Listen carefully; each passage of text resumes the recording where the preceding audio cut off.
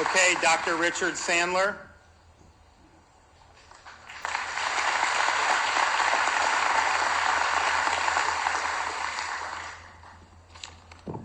The governor nailed it, huh?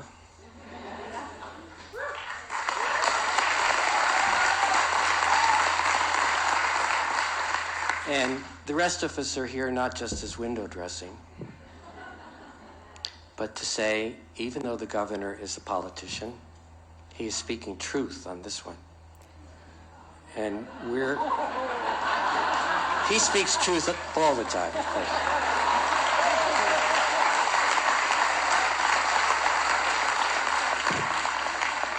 All right, greetings to each of you. Thank you so much for coming. Thank you to my colleagues and to the 700 or so professionals that have signed our declaration saying Amendment 4 is lousy health care. Thank you to our governor, who does the right thing even when it's hard.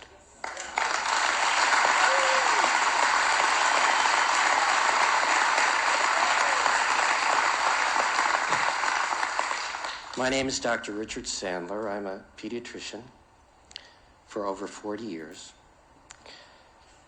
And I have the honor of serving as the co-chair of our physician coalition that says that Amendment 4 is bad for women. It's bad health care, it's bad for children, it's bad for families. Now, we are physicians, not politicians, or not PR people. So being here is kind of uncomfortable. It is way out of the zone that we do every day, that we train for. But we have to stand up because this is too important.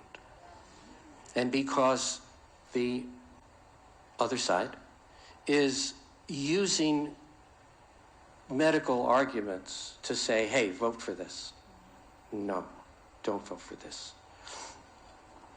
I'm going to make three quick points of why not. Now, my colleagues and the governor have touched on them. I'll just have a slightly different spin. First is the removal of parental consent. Really bad idea. In my long career as a pediatrician and as a father and as a grandfather, I've learned in unequivocal, and as I reflect on my own teenage years, I reflect on the unequivocal fact that teenagers, as the poet Homer said, youth is quick in feeling but weak in judgment. No doctor would do a surgical procedure of any kind or give medication to an underage child without explicit parental consent. Further, as a society, we know this. Our laws reflect it. We don't allow kids to buy guns. We don't allow 12-year-olds to drive cars. If a minor wants an ear piercing, you've got to get parental consent. Why? Because we know their judgment is a problem. And they deserve and need the protection of their families. Amendment 4 removes parental consent. And here's an important point, because we could just say, okay, the parents aren't going to be involved. And maybe they'll make the wrong choice. But there's more to this. And I want you to focus on human trafficking and child abuse and sexual abuse. And this is a gift to each of those people who are doing very bad things. Here's the 12-year-old girl. She wants an abortion. The abortion goes forward. No questions are asked. We're better than that. Second, late-term abortions. In the presidential debate, this came up. Oh, we don't do those. Really? We do those. So there's a group called the Guttmacher Institute, which is a pro-abortion think tank. And they said that last year there was 1,033,000. It's hard to get a mind around that. Abortions in the United States last year. And our CDC, although they're a little sullied in my mind, and I know in the governor's mind, says that about 7% of abortions are later term abortions. Well, 7% of a very large number is still a major number. The math is something like 72,000 later-term abortions each year. And as the governor said, and as Tammy said, that means going in there with a clamp and literally pulling off the legs and arms of a pain-capable child, and then crushing the head so you can deliver the body. I'm sorry that this is hard to imagine, and it's graphic, and it's upsetting, but it is the fact. We have to deal with the facts, and we're better than that. And Amendment 4 would allow that to go forward. It's not okay. Well, the third point, there should be universal condemnation of Amendment 4. And some of my colleagues have made reference to this. Why? Because very few of our pro-choice friends are in favor of abortion until birth. Very few are in favor of removing parental consent.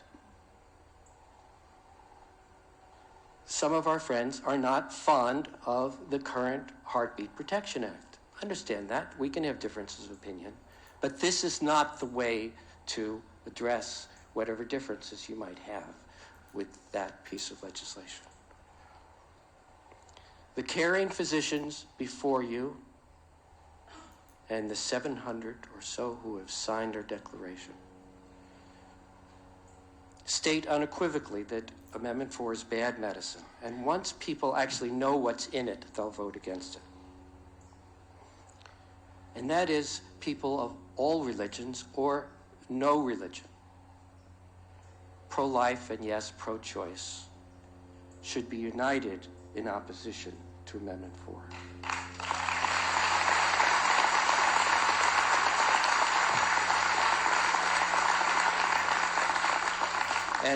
And finally, on a personal note. So I used to be pro-choice.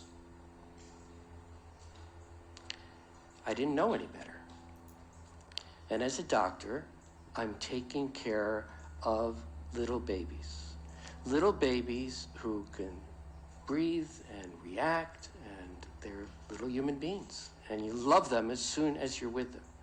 And those little babies, the premature babies, would be fair game to be killed brutally. It's not okay. We shouldn't be doing that. I urge my pro-choice friends and colleagues to join me in voting against Amendment 4. As a fellow physician emphasized, we doctors are trying to save lives. They are trying to save a business. Thank you for your attention.